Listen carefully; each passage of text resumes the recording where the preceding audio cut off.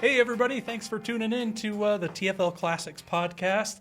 I am Brendan, and this is Case filling in for Tommy today. Yeah, which is nearly like Tommy, just slightly shorter and less knowledgeable. Yeah.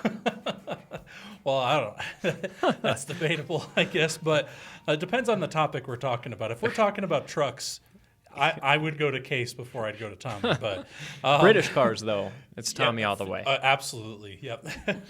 But yeah, so Tommy's out this week, but we do have a really good podcast for you today. We're talking about the forgotten off-roaders. So these are off-roaders that, were really good at one point in time, but for some reason everybody just kind of forgot they existed, or they just may have disappeared off of our roads. Yeah, and it's a cool subject because, well, off-roading is not getting any smaller in terms of a hobby, and a lot of the classic go-to off-roaders that people think of first are getting expensive. So these are not only forgotten, not only unique, something that could set you apart on the trail, but they're also potentially a little bit more affordable.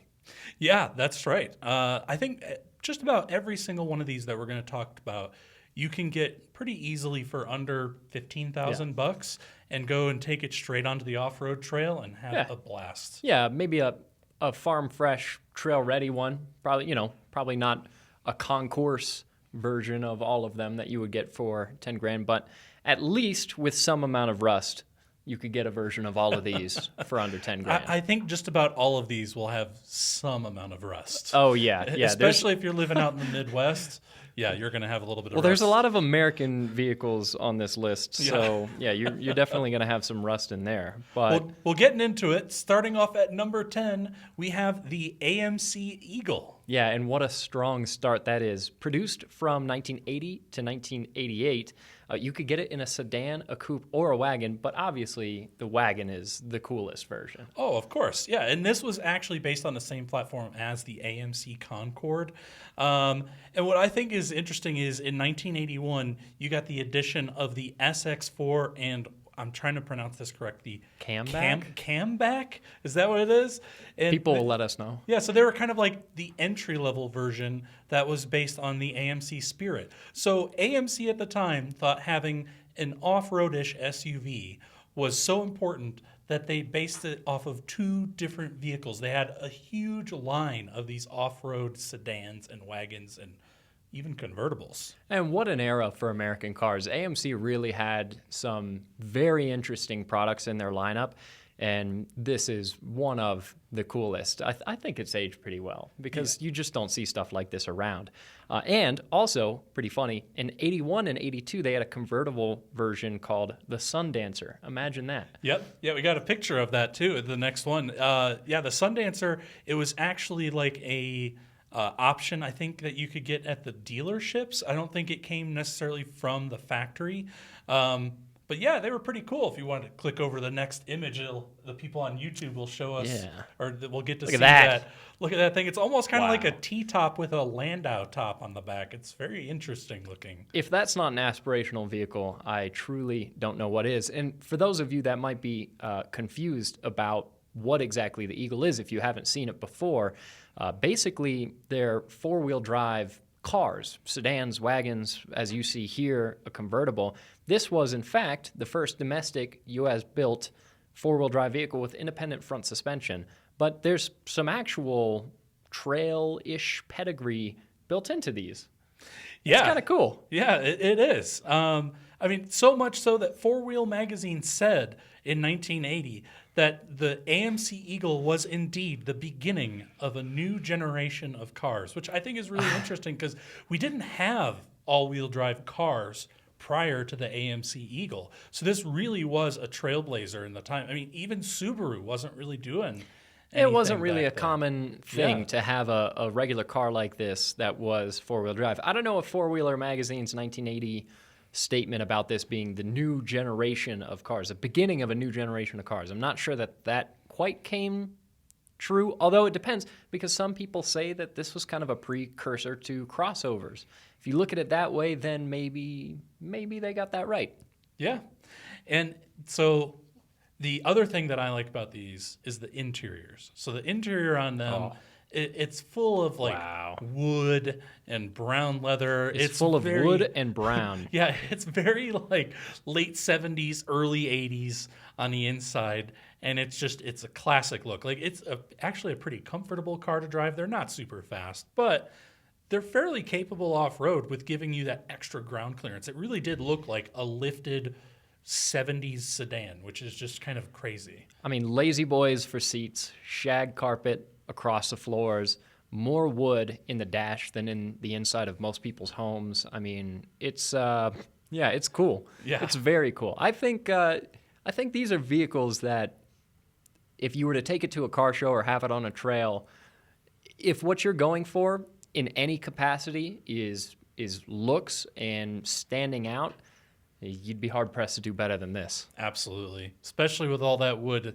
and even on the wood on the outside.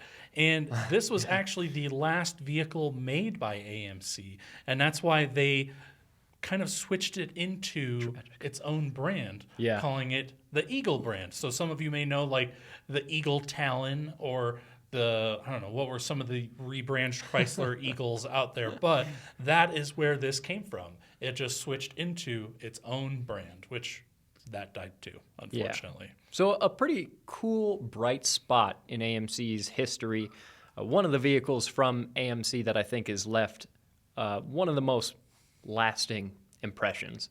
And for number 9 on our list, moving on to the next, another forgotten off-roader, the Dodge Ramcharger, which is a very, very cool vehicle made to compete with the Bronco and like the K5 Blazer. Ram and Chrysler, they had to get their foot in that door.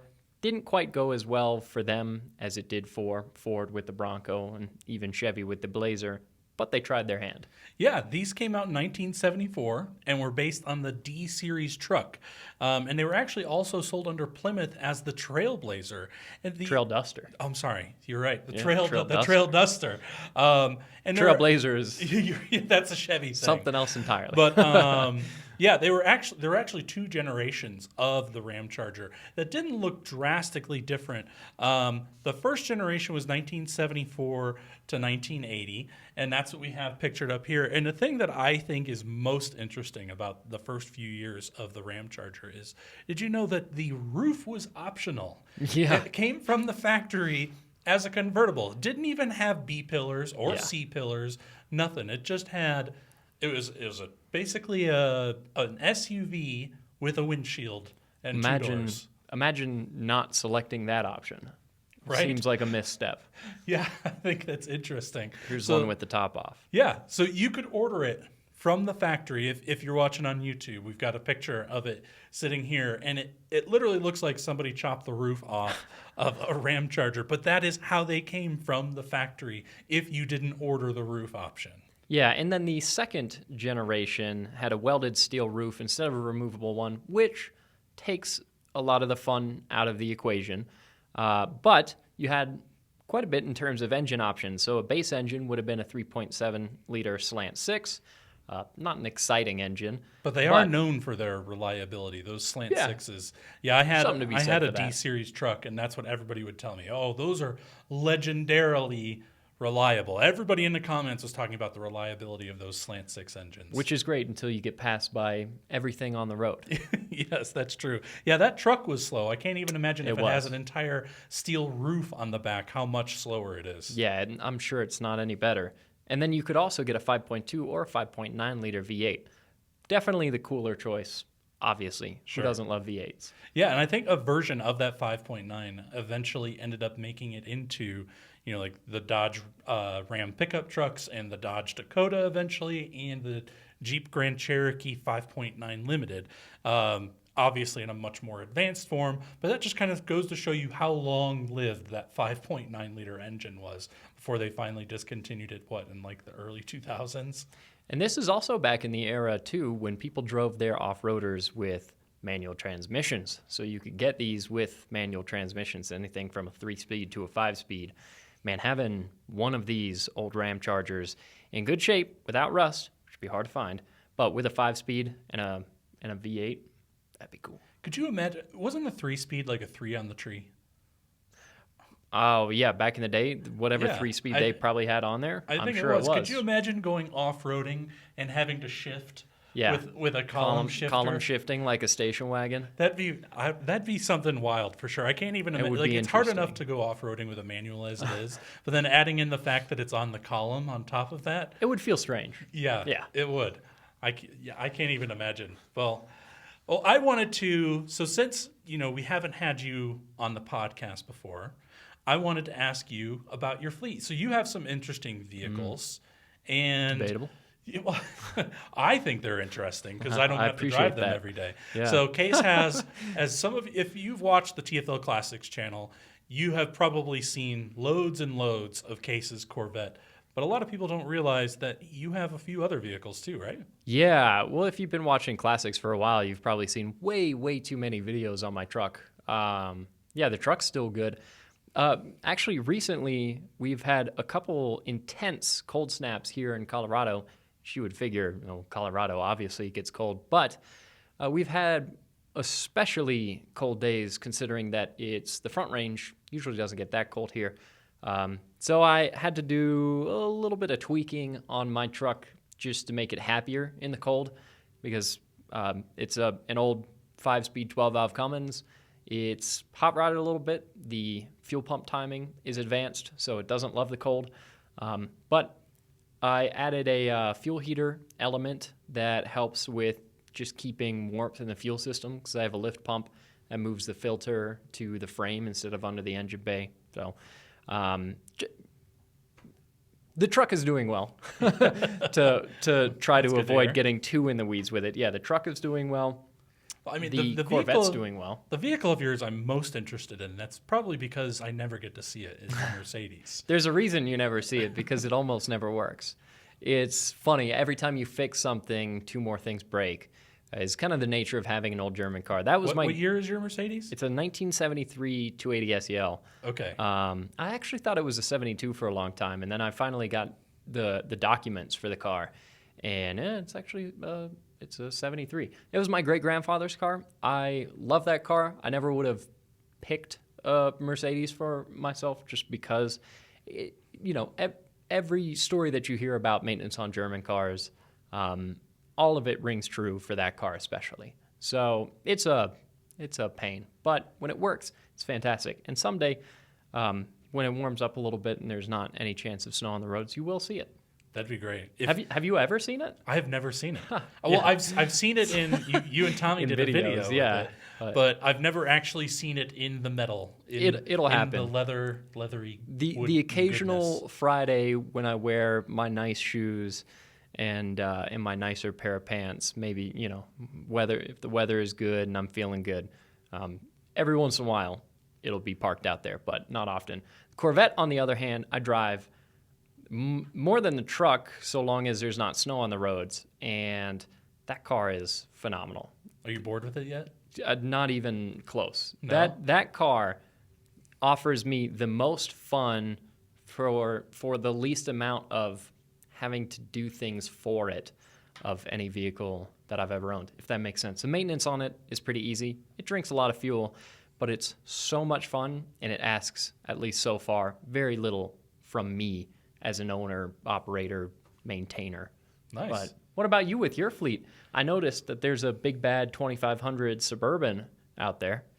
Yeah, my 2500 Suburban, it's back, but it needs to go to the mechanic because it's got a hum coming from the front end. So it's got a brand new differential put in it. But I will very soon be getting that up to the mechanic and having him take a peek as to what's going on in that front end because I need to know before I take it on any longer drives or anything like that. But I kind of went a little buy crazy this week. I bought 2 vehicles for me and 1 for my brother. Okay. So, What'd you get? For me, I bought another Mini.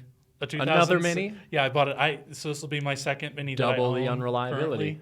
Yeah. It's a 2006 as well, just like my other one, and it's been in a little bit of a front end accident. So I'm thinking, But just a minor front end. Yeah. Luckily, there's nothing important in the front end of that car. yeah, there we go. For its running. So I'm thinking I might turn that into an off-roader. I don't know. It seems crazy, I know, turning a Mini into an off-roader, but I don't know. I might go that route with it. Do something see. radical. Yeah, something crazy because I got it super cheap because of the front end accident. Yeah. And then just today, I actually bought a 1993 Honda Del Sol, Oh, wow. which I am Also an aspirational car. Yeah, pretty darn excited about. It's clearly lived a rough life. It's got clear coat As peeling most have. everywhere. As most do. It's got a giant coffee can muffler out the back, so it sounds like a Par for the course. typical racer machine for Yep. sure. But yeah, I think it'll be interesting. I know it's basically a Civic where you can pull the top off and then roll the back window down, but I actually thought it was pretty engaging and pretty fun to drive when I drove it around. I'll be interested to know if that top is still watertight. I've heard that the vast majority of them weren't even watertight from the factory. Oh, so well, there you go. Yeah, Maybe yours could be the exception. maybe That I'll could have be one of cool. the rare Del Sols with a watertight roof. Yeah. And then for my brother, he just wanted a big comfy cruiser. And as some of you, if you've been listening to the podcasts, know, I am a big fan of the Ford Panther platform Oh, yeah. vehicles. And so I bought him a Mercury Grand Marquis. Ah. And I told him, I was like, tell you what, I'm going to help you get this Grand Marquis. I won't make a penny off of you because you're my brother. But Good guy. the toll is I get to drive it around until you, because he lives in Chicago, until you come out here and pick it up. So you may see next week me show up in a Mercury Grand Marquis that's going to eventually go to my brother's, but I'll Very get to enjoy classy. it for a week or two. So he didn't want a Marauder? Well, I don't think he could afford a Marauder. He had Yeah. he had a budget of That's like fair. $4,000 or under, and he wanted something that's going to be reliable. And I was like, well, oh yeah. And he also said, I want something that's going to be comfy because he's coming from a Toyota Avalon. And so I said, Yeah. well, you can't step it comfy. down in comfort, right? No. You got to go up in comfort. And so you got to go Panther platform. So Yeah. I was looking for a Lincoln Town Car for him, but there was just nothing fitting in his budget. But we got him a Mercury version, which is Nice. a pretty good option. Yeah. I think. I mean, it's another couch on wheels. Yeah, Yeah. exactly. Well, I think we've hit the time where it's time for an ad break. What do you think? Absolutely. Yeah. And then So- we'll be right back. Yeah. All right. So stay tuned, and we will get right back to the list right after this ad. Welcome back. If you're still watching, thanks. Yeah, and if you're watching on YouTube, you'll notice that the picture behind us has changed because now we're talking about number 8 on this list, the Ford Bronco II. Not the most popular of the Ford Broncos that have ever been made. Well, that's 'cause Partly for good reason. These are forgotten off-roaders, right? So Exactly. if we wanted to talk about off-roaders that everybody knows about, then we'll talk about the Bronco because they're great. Yeah. But we're going to talk about the ones that people don't like, so it's the lesser loved of the Broncos. Yeah, produced from 1984 to 1990. It was based on the Ford Ranger and made in the same plant in Kentucky. And it was eventually replaced by the Explorer, which you're very familiar with. Yes, which I have a 1991 Ford Explorer that I love very dearly. And everybody, whenever we do a video on that Ford Explorer, there's always the Exploder. same 2 comments. Exactly. The same 2 comments that pop up. Oh, it's the Ford Exploder, which it is not the Exploder. That is the 2nd gen, not the 1st gen. They didn't have the partnership with Firestone Keep it until straight. the 2nd gen. And Don't make they that always mistake. say, oh, didn't those have a big issue with rollovers? Not as bad as the Bronco II, which will... Which is a low bar, Yeah. to be fair. That's true. I mean, pretty much every SUV from the early 90s and the late 80s had a little bit of a rollover problem, right? Yeah, I mean, other than my pancake Corvette, probably. Well, yeah. Yeah. So the Bronco II, in very 80s fashion, was marketed as a vehicle for men, single people, or young couples. Yeah, I don't I think think that's you could. interesting. I don't think you could do that today. No, you couldn't get away with that I don't think you today. could advertise a vehicle as being for men. Yeah. And the interesting thing is, too, when it came out, so it only came as a 3-door. It was a full foot shorter than the S10 Blazer and a foot shorter than the 2-door Explorer that replaced it. And that really kind of tells you as to why it had such a big rollover risk. Yeah, yeah, and for that big disadvantage, though, I do want to say that I miss the era of small off-road SUVs. Absolutely. I agree with you. Not talking about soft rotors, because you can still get a small SUV of sorts. You can get crossovers. But the era when it was still body on frame, you still had four-wheel drive and a low-range transfer case, and you could get manual transmission in a two-door compact SUV, because it's just a really cool class of vehicles. And if you think about it, practically speaking, there's a lot of advantages to it. So you could take it up a trail, you could fit it between the trees. It's not going to be this massive, wide thing. Like a full-size Bronco is about as wide as my big, dumb Cummins, And navigating that truck through a trail is terrible. Right. If you have a very expensive new vehicle that's that wide and you're worried about pinstriping it, kind of takes some of the fun out of it. This was an era when you could get something that had some legitimate off-road gear, but it was compact. That's cool. I totally agree. I do miss the days of the compact off-roaders. And I think the manufacturers that are building these off-road machines, and then they take like the new Bronco, for example, right? And what they're going to make a more off-roady version. So what do they do to it? They make it wider. It makes no sense. It just tells me that the people that are actually engineering and designing these SUVs aren't actually the ones that are taking them on the trails and doing off-roading necessarily, because they don't know. Yeah. They go on these designated courses, right? Yeah. And they're not going on these trails that are lined with trees and rocks and, actually going through the forest. To be where fair, having a smaller vehicle makes sense. There is something to be said for a vehicle with a wider track than, say, a Bronco II, as we'll get into momentarily. So it's not to say that these older off-roaders are better than newer off-roaders, because, a brand new full-size Bronco, even a Bronco Sport could probably run circles around a Bronco II on a trail in reverse. I just think when you have something that small, it makes it much more approachable. Yeah, off-road, definitely more approachable. But to be fair to newer off-roaders, there's a lot of advantages to them, and there's a lot of advantages to that width. Okay. Yeah, well, I get it. I would say so. Well, so if you wanted to look at the engine options on these, they were okay. Boy. You could have a 2.9 liter V6. Or actually, sorry, the first one was a 2.8 liter V6, and they called them the Cologne V6 because they were actually built in Cologne, Germany, which is kind of interesting to me. They build the engine in Germany in an American car and then ship it to the U.S. where they put it in the actual car itself. The first few years of it only had about 115 horsepower. When they bumped it up to the 2.9, they went up to 140. So if I were looking for one, that'd probably be the route that I would go, which is basically if you go 1986 or newer, you can get that 140. And actually, what I found is there was a rare option, a Mitsubishi four-cylinder that was a 2.3 liter turbo diesel, and it was only available in 86 and 87. But from what I hear and what I've been reading on them, they weren't very good. Yeah. Seems just like in general, diesels are very hit or miss. And especially early diesels, there are some really good ones. But there are also some really, really bad ones. Think back to some of Chevy's old naturally aspirated V8 diesels that were essentially gasoline engines converted. Yeah, it's very hit or miss, mostly miss with early diesels. This engine, I've not had any personal experience with. Sounds like from what people say, it was probably a miss. But not nearly as much of a miss as this vehicle's handling. And we have quite the story that we pulled from some of our sources online here about the stability issues. I apologize. It's very long that I wrote here. It's just so interesting and so in depth of a story about the stability problems that went on with this Ford Bronco. Did you want to get into it, or do you want me to read it? You tell me.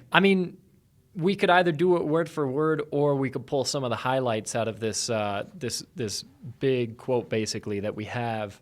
But some of the funny things that I saw when reading it was that with Ford's own testing when they were in the design process of this vehicle, apparently the J-turn test was canceled during testing procedures by Ford's officials out of fear of killing or injuring one of its own drivers.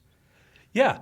And so engineering modifications were suggested because of this, right? But the Ford officials declined modifications because they would have delayed. Here's what it says: delayed the marketing of the new vehicle. Can you believe that? So the engineers are saying we literally cannot do testing because we are afraid that we are going to die or get injured in testing. And so you should change this vehicle because it's so dangerous. And Ford just goes, well, that would delay the launch of it. So no. Yeah. And of course, I mean, it's hard to say definitively what was happening at the time because obviously, Ford themselves would never put out a statement like that. So this is coming from claims, but there were clearly issues with the design process in the Bronco II, and it was reflected in the number of accidents that were had in Bronco IIs. And it's part of the reason that the name and this vehicle got killed off. Yeah. So getting into it. So basically, after analysis of SUV crashes of the Suzuki Samurai, another small SUV, the U.S. National Highway Traffic Safety Administration, or NHTSA, in 1987, So they opened a formal study of the Bronco II in 1989, and they found that there were 43 Bronco II rollover fatalities in 1987 alone. And compare that to the 8 of the Suzuki Samurai. So this thing was killing a lot of people.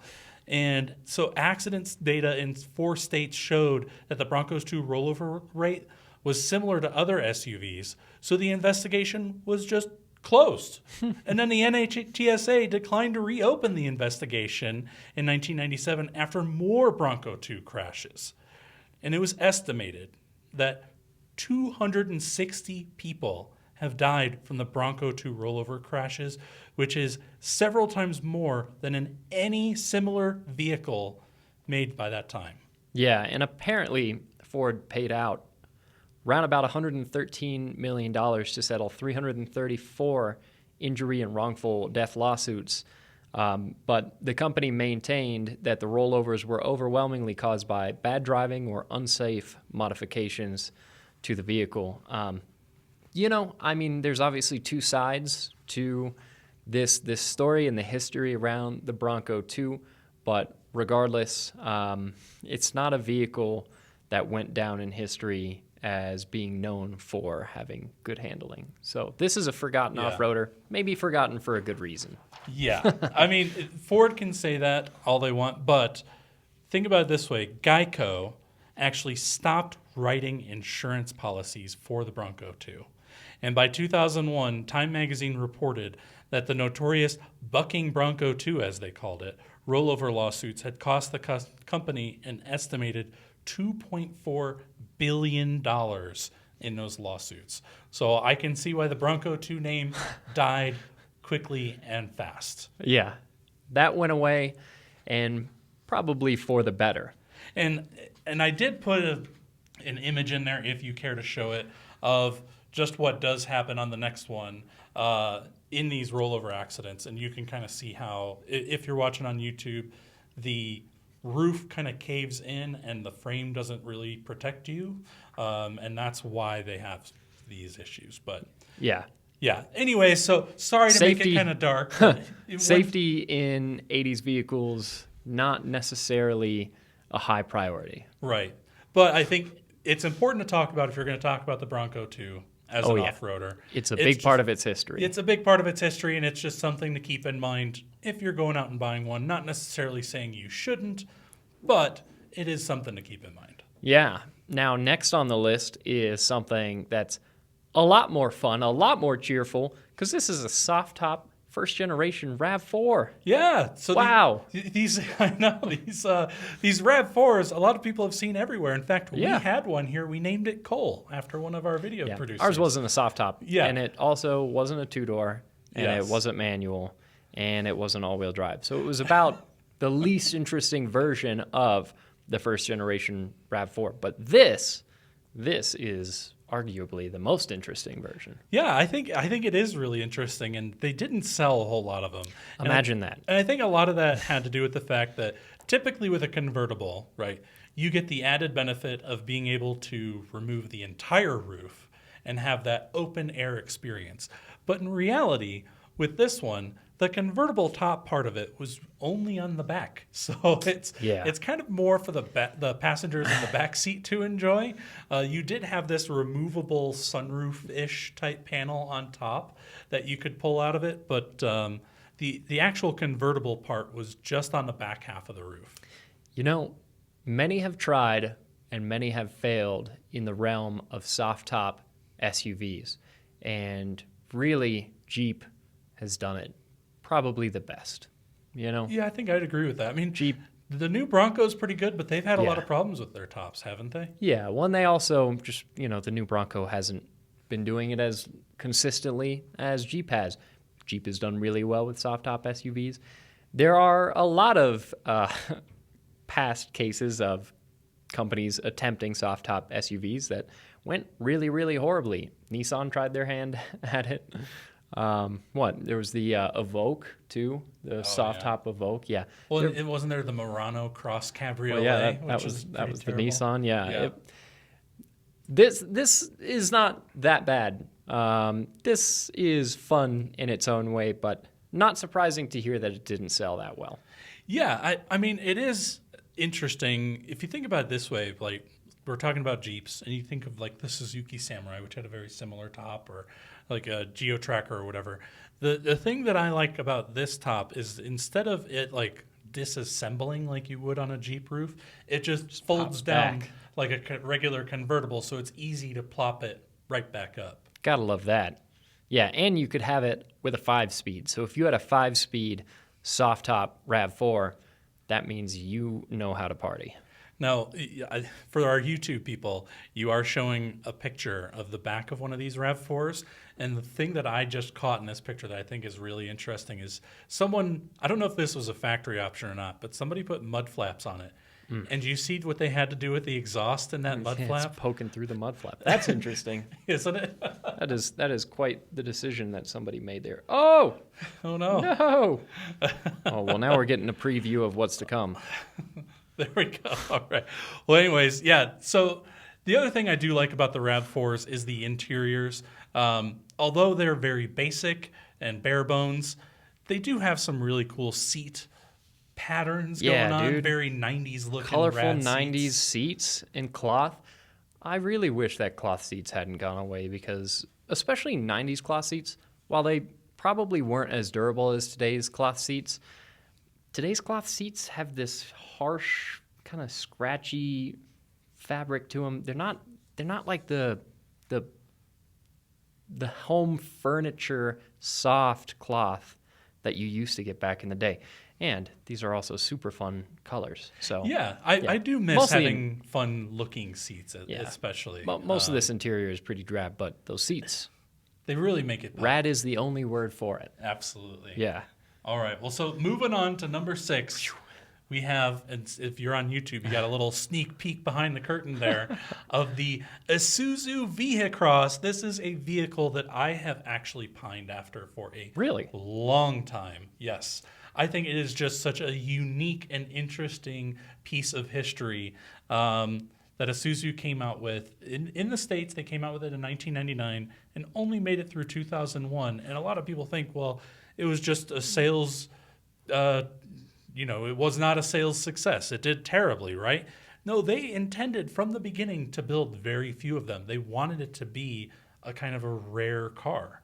And I just think, it's a really cool, interesting piece of design that still going down the road to this day, there's nothing out there that looks quite like it. No, it'll turn heads. And this is also the golden era of cladding. As you can see, it's about 50% of this vehicle is cladding. You should talk to our editor, Zach, about the Vehicross at some point, because his dad had one. Oh, nice. He's not necessarily a fan, but it is an interesting bit of automotive trivia. Well, maybe that doesn't speak too well of it. He had one and isn't a fan of it. Well, Zach also doesn't like the G-Wagon, so what does he know? Because G-Wagons are awesome. But this is a vehicle that, I don't know if you can even argue that it's forgotten, because was it ever even that known? You know, Yeah, It's not very even when they were common. new, even when they Yeah. were new, you saw this thing rolling down the road, and it turned heads because so few people had them. I think they only built like a little over 4,000 of them, if I'm not mistaken. Yeah, 4,153 made for the U.S. Yeah. Total, just under 6,000, 5,958. Had a 3.5 liter V6, 215 horsepower. Had 18-inch wheels, which is pretty kick-ass in 2000. Yeah, that was pretty big for back then. Yeah, so an interesting vehicle. And something that still turns heads to this day. Actually had a funny instance with a Vehicross where I was on a press trip with a bunch of other automotive journalists, and we had, I forget what event it was, but all of these cool off-roaders around. And in our hotel parking lot, there was a very, very clean, yellow, completely stock Vehicross. And that stole the show. Really? All of us turned completely away from the off-roaders that we were there to actually pay attention to, and we were crowding this Vehicross because we were just thinking, wow, never seen such a clean Vehicross. That's crazy. As goofy as it is, it's still an interesting vehicle to this day. Yeah, and these are cars that you can get for 10 grand, maybe even less, like 7 grand. I hope less. 8 grand, depending on the amount of miles that are on A little them. goofy, but You're talking they're a car that has a torque-on-demand 4x4 system by Borg-Warner, and it combined a computer-controlled all-wheel drive system for on-road driving and a low-gear four-wheel drive system for off-road driving. And the thing that I think is actually most interesting about the design is the back. So you have that picture up right now. And so they wanted to incorporate the spare tire into the back rather than the traditional SUVs back then having just it mounted being on mounted the back. exterior. Had to be more futuristic than that. Yeah. So it's integrated in this strange mass that is poking out of its backside. Yeah, It's, and in order to got a do lump. that, you see that rear glass. They had to make that rear glass arched to go around the wheel carrier, which is just such an interesting piece of design to me. And then it actually hindered your rear visibility so much that I'm sure. that in Japan they offered it with a backup camera option, and it was the first ever vehicle offered from the factory with a backup camera option. Unfortunately, that option never came to the U.S., but there are some people that have bought that from Japan and brought it over to their Vehicrosses. Yeah, for those that are truly dedicated to the Vehicross. Now, next on the list, we have something else from Japan, Mazda MPV, and this is the first generation, so from 1989 to 1999. And this is not just a regular, everyday minivan. Yeah, and in all fairness, Tommy helped me make this list, but he really only had input on about 2 vehicles. This was one of them. This is a vehicle so obscure that even I didn't know about this, the guy that prides himself in obscure vehicles. But I have to say, after researching these Mazda MPVs, I am sold. These things cool. are so cool. So these were based on a rear-wheel drive Mazda Lucy, is that how you say it, platform from Japan, and it was available with a selectable and locking four-wheel drive that had a button on the column that you could select into that four-wheel drive. Yeah, so legitimate four-wheel drive in a minivan-shaped package, although it doesn't have the sliding doors. It's got regular doors, unlike most minivans. But imagine that. Basically, the practicality of a minivan shape with a legit four-wheel drive system. Yeah, and a lot of people are going out there and buying these vans from Japan at the time, right? Like the Mitsubishi Delicas, and some of the other, Toyotas and Hondas that were out at the time. But Nice. yeah, and so many people forget that stateside, here in the U.S., you could get a Mazda MPV that is just as capable off-road as some of those and gave you just as much space as some of those, except you don't have to import it, and you can sit on the left side, so when you're going through your McDonald's drive-thru, Don't it's have a to little more reach. convenient. Yeah, you don't have to reach across. And you could get it with a manual. You can get it with a manual, and it had a floor-mounted handbrake. For you to impress the whole family with your e-brake turns. Yeah, these are very cool. They are cool. So this also had an optional load leveling system, which allowed towing of up to 4,200 pounds in a minivan. You could really tow not in bad. a minivan. No, Yeah. not too bad.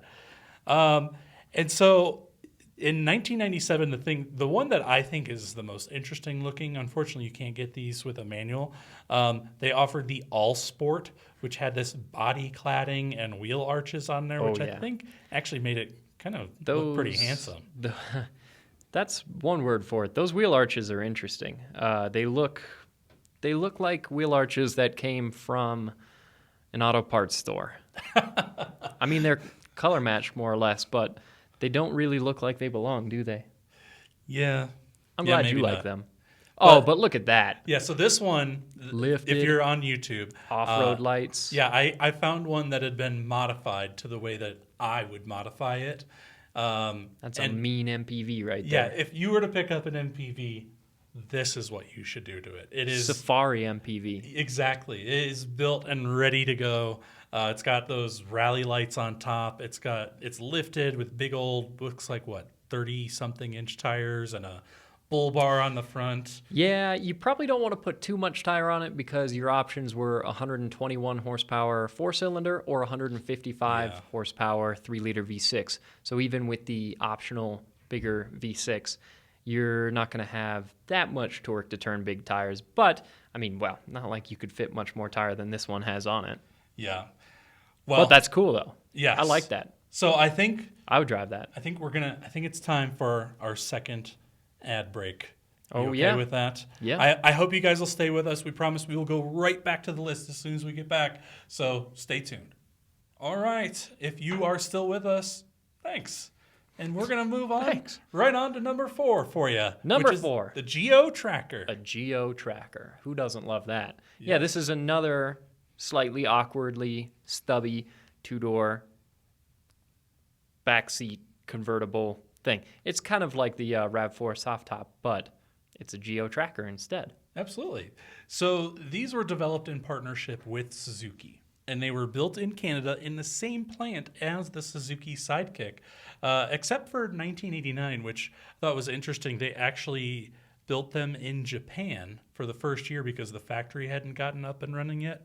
But anyways, the vast majority of these Geo Trackers that you would find were built in Canada, and they all had a 1.4-liter 4-cylinder engine putting out a whopping 80 horsepower. I think it was a 1.6.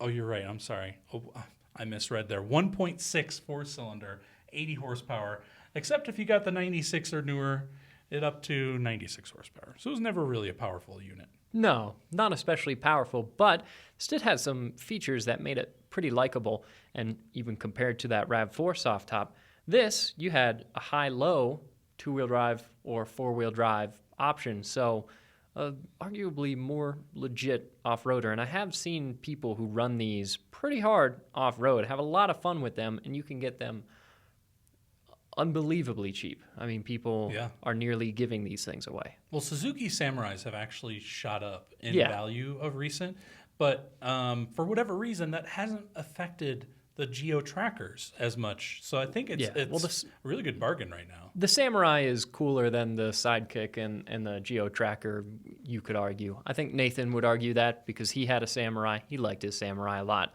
But no, the Geo Trackers, I'd say for the better, are still very cheap. So if you want something to go beat up on an off-road trail, I mean, I think you could have as much fun with one of these as its price would require from you. Look at that. And you can even get it with a hard top with some cool wave decal, like typical 90s decals on the side. It's pretty rad. I would also drive that. Yeah. Yeah, and with again, a the manual, interiors, also the seats look fantastic. More confetti seats, yeah. Yep. Hell yeah. So they were pretty cool vehicles. But anyways, so moving on from a really cool vehicle to a vehicle that was Tommy's other suggestion that I really don't understand. Yeah, this is... I think for its time, so this is number 3. This is the Jeep Commander from 2006 to 2010. You probably remember it because there was a period of time where you saw them on the road pretty frequently. I think for its time, it had bold, boxy styling. I could potentially see some of the appeal from it, especially if you got it with the optional 5.7-liter Hemi. Sure. But there's also a lot of disadvantages to this, especially if you got one of these with that optional command view sunroof package. Yeah. Yeah, Yeah. I know there were leaking issues with those. I mean, there were a lot of issues with these. So these were basically a Grand Cherokee that they added about 2 inches to. They were even built in the same factory as the Grand Cherokee. And then they decided that 2 inches was enough to add a third row. And so I'm sure you can imagine just how tiny that third row is. I've seen some images of people trying to sit back there, and I think they forgot people had legs when they designed that third row, because it's literally enough for your torso, but that's about it. There's really no room for the bottom half of you. It's quite tiny because the floor on it is as low as the seat itself. Yeah. So you're sitting with your knees up to your face while you're sitting in the back there. And I have a quote here that I thought was interesting. So this started in 2006 and came out in 2010. And Sergio Marchionne, rest in peace, said at the time when they discontinued it that the Commander was a vehicle that was unfit for human consumption. This is the CEO, right, that helped run this Chrysler, which oversaw Jeep. Yeah. He said it was unfit for human consumption. He goes, we sold some, but I don't know why people bought them. Not the kind of thing that you expect to hear from a media-trained representative from a manufacturer. I mean, if you were to talk to anybody that's at now Stellantis about any of their past product, especially on the record, you'd be hard-pressed to get a quote from them like that. That's a scathing comment about the Commander. I think that really harkens to just how bad he thought they were, at least. And if he's running the company, I think he has some pretty good insight. But anyways, not to disparage them too much, these did have some good off-road capabilities with, if you can get it with the Quadra-Drive 2, which basically added like skid plates, limited slip differentials to the Quadra-Track 2 system. Yeah, and we've seen stories from people who have sent us videos and articles about their vehicles, or not articles, I guess emails that sometimes turn into articles. We've seen stuff from people who own these and really enjoy them. But yeah, there were definitely some disadvantages to them. Yeah. So anyways, moving on to number 2. Number 2, you cannot argue with the cool factor on this. This is a Chevy S10 Blazer, but not any S10 Blazer. It's the ZR2. Absolutely, yeah. So this was based on the second generation of the S10 trucks from 1995 to 2005. And the ZR2 package was only offered on the two-door models starting in 1996. It's the way it should be. Absolutely.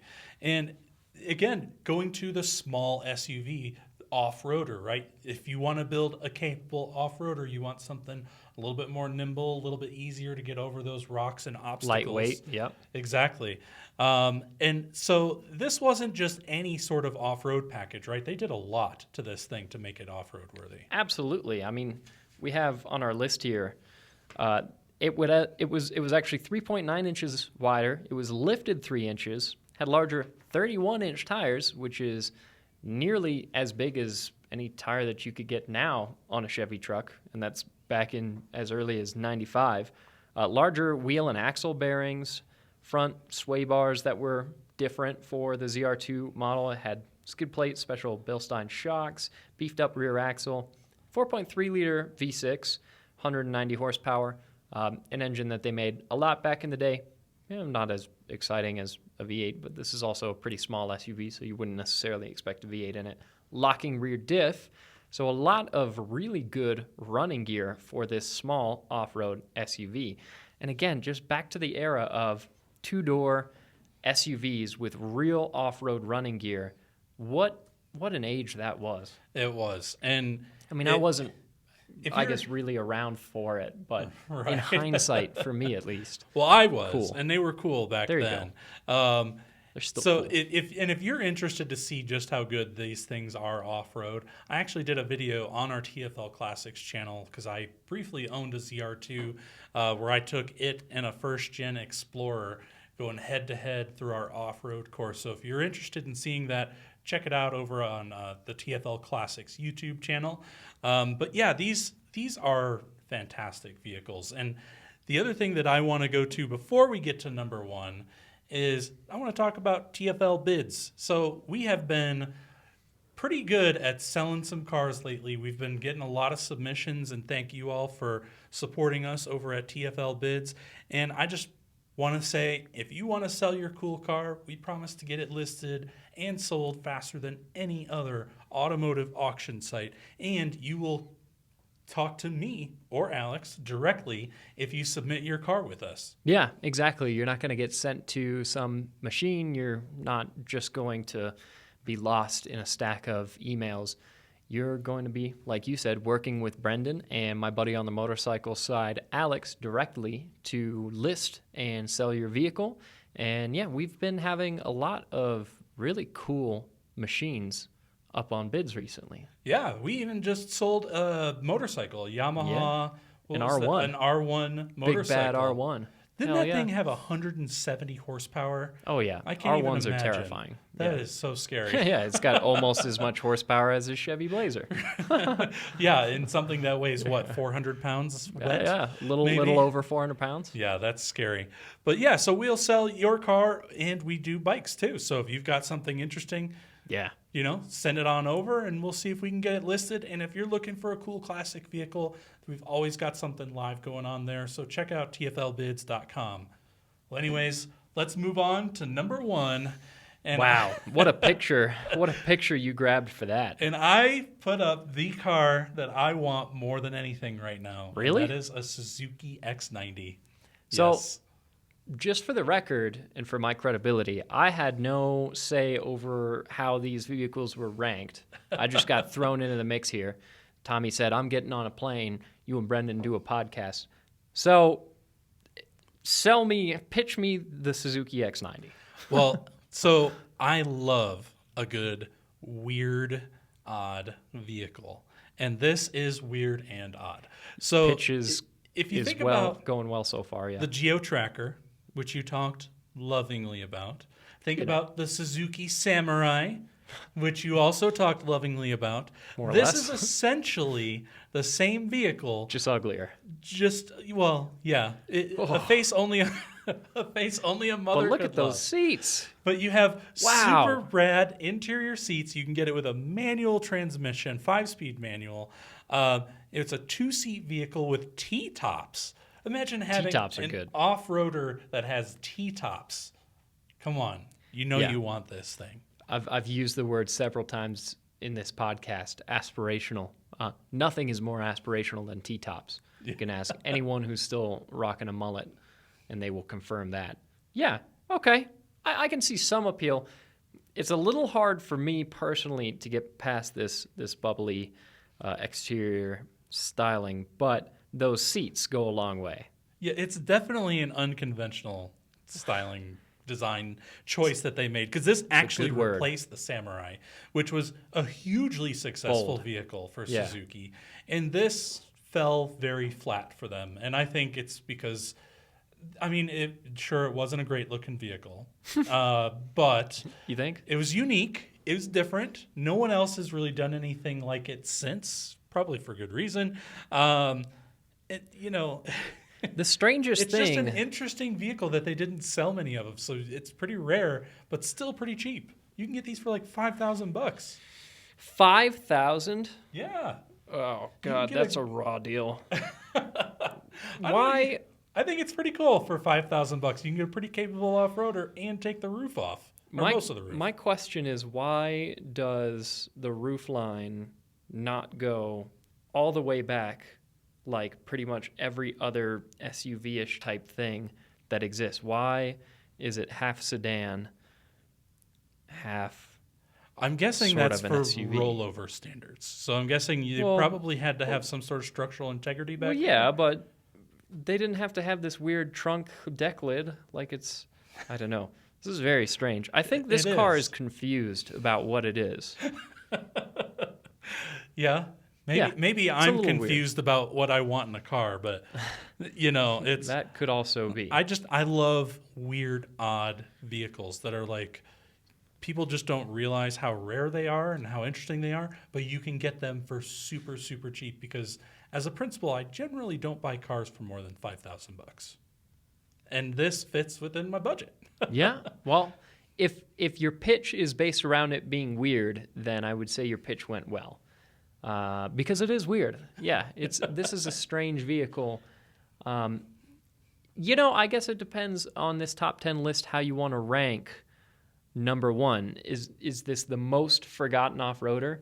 It's probably a contender. Yeah, I think so. I think it's the most forgotten off-roader. I mean, I'm sure there's some diehard X90 fans out there. I'm sure. That I have just upset greatly. I apologize. The general public, though, will agree with you because A, nobody bought them, and B, by Motor Trend, it was literally named the worst car of the 90s. Wow. Period. So Like they made a whole company. list, and this was number one as the worst car of the 90s.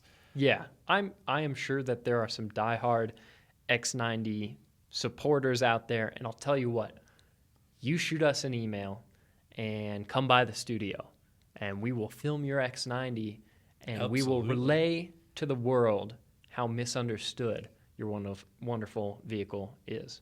And if you want to sell it, we'll help you sell it on TFL bids. Or if you submit better. it, I might just buy it myself. Yeah, very likely. Or maybe I'll just be a bidder because what would your wife think if you came home with one of these? Would she be concerned for your health? I've come home with so many weird cars. You've come home with worse? Yeah, that she's just kind of at the point to where she's like, well, okay, that's Throws what her you hands do. up and said, You know, it is what it is. I don't understand Brendan. it, but it's Brendan. You know. Yeah. You can take the guy out of the weird car. Exactly. But you can't take the weird car out of the guy. Well, like I own 2 Mini Coopers now, which she doesn't understand why I would ever want to own 1 Mini Cooper, much less 2. So Yeah. I had a brief experience with an R53 Mini Cooper, and it ran its course. I sold it, and I'm happy to no longer have that car. yeah, I can understand why people don't like them, but I also understand why the people that do like them, we like them a lot. A lot. I traded my Mini Cooper for a 1988 Corvette. Shockingly, fewer rattles and more reliable. Yeah. I guess it's not shocking that it's more reliable, but yeah, fewer rattles from a 1988 Corvette than at least my R53 Mini Cooper, which was in decent shape. You know what we need? We need a skid pad. Yeah. We need like a skid pad over at TFL Classics because I'll bet that Mini would keep up with your Corvette. Maybe not quite as many G's as a Corvette. Maybe, I don't know. Oh, through turns. Through turns. Okay. That's what I'm not saying in a drag race. No, it gets smoked in a drag race. Right. But pulling G's in a turn, I think that Mini would 100%. Beat a lot of cars that people would be surprised about. As advanced as my Corvette's monoleaf suspension is, and it's very advanced at that, I'm sure that the much more modern Mini Cooper would outhandle my front-engine V8 L98 1988 Corvette. Yeah. But, yeah, if there's any amount of straightaway, I'm going. Well, Tell you what, I will race you to 150,000 miles. 250. I don't know that I'll own it that long. I change my probably cars out to your more benefit. often than I change out my jeans. So That's true. the pair of jeans I'm wearing here, I've owned longer than I owned any vehicle that I've currently owned in my entire fleet. That's shocking. I've only ever sold 2 vehicles. Yeah, the Mini Cooper and my first car, my Mazda. Wow. Yeah, I've never sold one of my motorcycles. I buy vehicles and then I think, this is good. I'm going to hold on to it. Yeah, very different styles. I think that too. Like my Ford Explorer that I bought, I've been telling everybody, I love driving that thing. I love driving that thing. And today, for the first time, I thought, maybe it's time to sell it. I've only had the thing for 6 months, 5 months, which is long for me. Yeah. That's a long time to own a cheap car for me. It's the difference between Brennan and I. I'll buy a vehicle for $10,000 in nice shape, and then I'll just go down the rabbit hole of I initially tell myself I'm not going to do this, and then I go down the rabbit hole of pouring more money into making it even better until I'm to the point where I've spent more on it than I could probably get out of it, and I like it too much and have put too much time and energy into it. and I don't want to sell it. And I enjoy those vehicles enough that it's worth the amount that I spent on them because there's no alternative vehicle I could get for the same amount of money or even a bit more that I would enjoy more. But it makes it impractical to buy and then sell. Yeah. Whereas for $5,000, you get to try a bunch of stuff, and then it's like, oh, I should probably move this along. Exactly. Would be Yeah. my guess. Yeah, it's just when I've had my fill of it, then I'm like, all right, what's next? Yeah. Because I'm like the kid that collected all the Hot Wheels car. I want to try like everything. Yeah. I want to have Which is owned cool. like every type of car out there and everything that I can afford and swing. I want to own it all. You should get a Corvette. I'm convinced. At some point, they're great. Well, I here's the love my thing. Corvette. I told my wife You'd like because the C5 Corvette that we have here Yeah. at TFL, I was telling Roman how much I liked it. I was like, It's I'm so nice. surprised how nice and comfy this thing is. I love very driving nice, it. yeah. And then Roman goes, well, when we're done with it, you can buy it if you want, for what we paid for it. And I was like, Yeah, which is like 14 intriguing. grand. Yeah, it would be expensive for me. 14 grand Yeah. is a lot of money for me to shell out for a car. But Also- I brought that idea home to my wife, And she liked it? and she immediately said, this is a Mustang household. There are no Corvettes allowed at this household because she's a big Mustang fan. Guess she likes going slow. I guess. Well, I like Mustangs too, but I also I like also Corvettes. like Mustangs, but now I own a Corvette, But, so I yeah. have to be that guy. But she is the type where she is very diligently loyal to what it is that she Interesting. likes, and she will literally fist fight you if you say otherwise. And I don't want to get into a fist fight with my wife because she No. might beat me. Yeah, you know what's funny is that my girlfriend had a Mustang for a long time, and she's also a Mustang gal. She's got the Mustang T-shirt, she's got Mustang posters, and I give her so much grief for it, which she doesn't appreciate, but I think it's funny. Well, anyways, thanks for listening to us ramble. Sorry Yeah. you missed out on Tommy, but it was cool to have Case along here to spice things up a little bit, keep it a Big little time. bit different. And if you want to see more content like this in shorter form, in video form, check out TFL Classics, where both Case and I do a lot of fun videos there. In fact, I think coming up soon or may have just come out, depending on when this goes live, we did a little hill climb in Tommy's Citroen 2CV. Oh, yeah. I think that is coming up pretty soon. But yeah, we got a lot of interesting things over there. So if you want to check out things like that or his Corvette, check it out. For everything else, check out all TFL. This has been Brendan. And Case. Take care.